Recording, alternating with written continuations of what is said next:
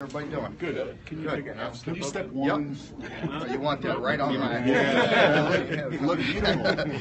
Well, good. Good to be here. My third SEC media days, so it's nice. The first 2 years didn't kill me, so I'm here and ready to rock and roll. So we're excited about the season. A lot of people looked at year number 3 for you ever since you were hired. This is a big year for your program and maybe a bowl games in the future. Those expectations? Well, we embrace the expectations. We should be better moving into our third year. There's progress needs to be made. We said that from day one. We talked about a day-to-day approach, and we still stay with that. We're never going to get ahead of ourselves. We have a long way to go to build the program to where we want it to be.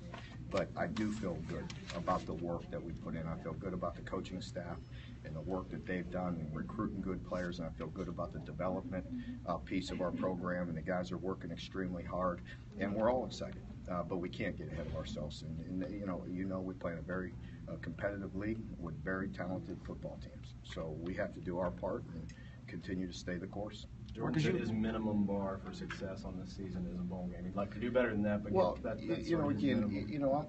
not going to take that away from the players. But as long as we stay with the day-to-day approach, I think anybody in our program would be disappointed if we didn't make progress. And one more game would certainly put us in a bowl game. So you can't shy away from that. But again, we can't get ahead of ourselves. We got to stay in the moment and take care of the things we can control. Mark, when you look at the way last year started and then the way it ended, what did you maybe learn over that process, and what do you hope your team took away from it? Well, I think if you look at the season as a whole, I think it's very evident that we improved, and that's what I look at.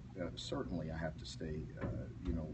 We're constantly, we're in a learning environment, and we day to day look at different ways to improve. So. Certainly you have to look at pieces of that and being able to sustain what we started with. So we'll make some adjustments and look at some things, and I think depth plays into that. I think we're going to be a bigger, stronger team with more depth. I think experience plays into that. And that's not making excuses. That's just the facts. I wonder when you're playing with a bunch of first and second year guys, just physically we have to be able to compete with these guys in this league. And we were in a tough stretch last year. I didn't like the way we played during a big piece of that. Again, I talked about it. I think after we had a bye week, got rested up a little bit. We came out and did the very best we could. We got to learn to finish the season. We got to learn to finish games, and we got to learn to make plays when certain games are on the line, because we certainly had our opportunities, and we need to capitalize on that. The schedule's always tough the way the schedule sets up this year with the mid part of it, especially after the Eastern game, the 12 days and then 9 days and all that. That's starting to help give you a little break. I think it does with this year in particular, with only having one bye. Having the Thursday game may help a little bit for us. I like that, coming back with a Thursday game after a bye, because most teams, if you're not playing a Thursday game, are only going to get one bye this year. And for a team like us that I'm sure as we get beat up through the thick of the SEC season, we'll need some time to heal. Are you expecting everybody to get on campus this start of fall camp? We're working on it. We have a few loose ends to tie up with a few kids, and we'll let you know how that goes. But we're working on getting everybody there. Is there anybody won't make it? I don't think there's anybody I know for sure at this point in time. Jordan threw out a really interesting number over here. He said that 2 years ago you guys had only 5 players that ran over 19 miles an hour, and this year you had 33. Yeah. Is that right? And what does he mean by that? And what does that say about sort of? Well, that's a piece of the technology that some of our players actually look at the actual data that we have with what we're doing in our high performance program, and part of the good thing about some of that stuff is you can't hide from it. If the numbers are the numbers, and that is a fact. That's the information that I got. From our strength and conditioning people, so that's encouraging. I know, each year as I look at the data, I see improvement, and I see the strength and the speed improvement.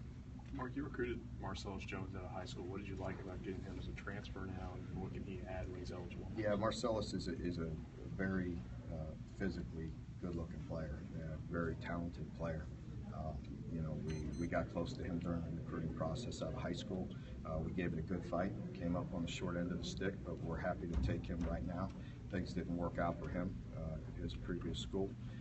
So we're very excited to have him ourselves. He's a big physical guy that's very versatile. So looking forward to coaching him in the future. Melvin's a guy you guys brought here this week for a special reason as well, kind of his story. What did you like about his story, and why is he a good representative? Well, Melvin is a guy, there's many different facets of his story. First, he overcome where he comes from, you know, and just the environment that he grew up with, and making a difference for himself and the fight and the determination that it took for him to persevere through that. And I think the second part of that is once he got here, to be honest with you, he's really improved himself and turned himself into a great player. That's part of the development piece that I'm always talking about. The hard work that he put in the medicine that our strength and conditioning and our coaches gave him to improve. I'm proud of that, because to be honest with you, when he came in here as a junior college player the first year, he was struggling. And he really struggled, but that's to be expected. Look at his background, where he came from, and coming from junior college, sometimes kids aren't quite ready, but he came in, he redshirted, he embraced that, he worked extremely hard and turned himself into a heck of a football player and the leader on this team, so I'm very proud. The transfers, We have no word on that yet. How's the progress on Commonwealth Stadium? Will it be ready to go on September 5th? I hope so. Yeah, you have to talk to Russ Pear on that, but I did drive by there yesterday and walked in the stadium and took a look around, and I saw progress. How often do you get to go in there? I don't go in there too often, to be honest with you. Once every week or two, and you know, I tried to stay away as they were laying the turf, and I really wanted to see it when it was done. But I peeked in there a few times, and obviously it's done now. It's settling in, and the field really looks good, and the stadium's coming together. What do you think Patrick will be different? How do you think he'll be different this year? I think he'll be much more confident heading into the year. He knows, you know, it's competition, and that's to be expected at an SEC school, at all positions.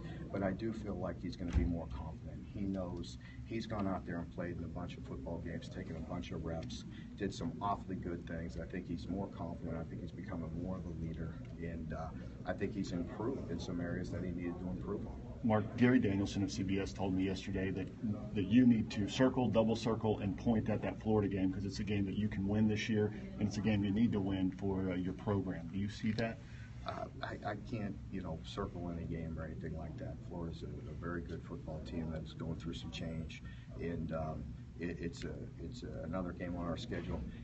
Tell me one that's not important. You know, for us, we you know, we're not in any position to circle anybody. We have to really stay in the moment, work on ourselves, and get better. We have a long way to go. What do you think is the personality of this defense? There are a lot of questions going into the season. Have you seen them sort of take on? Yeah, I think Josh Forrest has really stepped up. You know, and Ryan Flanagan is a guy I talked about a lot that showed a lot of flashes and has the talent to do it.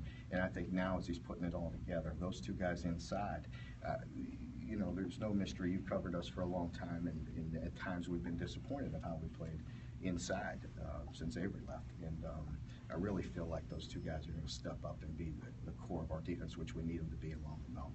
How much are you counting on some new guys to be contributors on the outside of your defense? Pardon me? How much are you hoping and counting on some new guys being able to help you on the outside? And it seems like that's where you've been most concerned. I have been concerned. I feel good about the group of guys that we have coming in, and I am looking forward to working with those guys. If you look at all of them, they're all big and tall and rangy.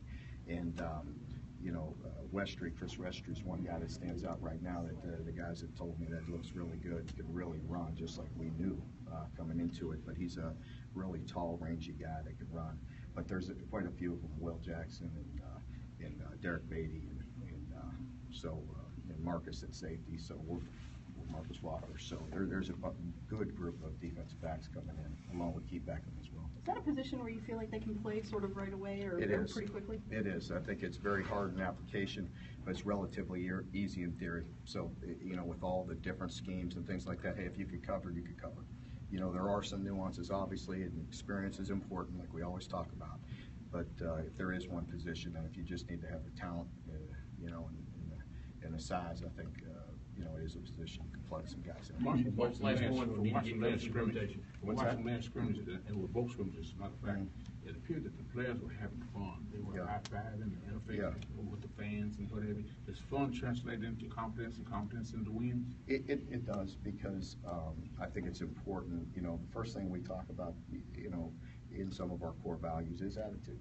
And as they walk in our building, they can have an attitude that can affect somebody in a positive way or affect somebody in a negative way. And that's contagious. Two or three guys, can pull other people down. Or if you have the majority of the guys having fun and pushing everybody and having fun and competing and being all in and being together, I think it does make a difference. And I think you see a vast majority of our team that way in their daily approach. Folks, thank you very much. Thanks, We'll Coach. see you all Thank you.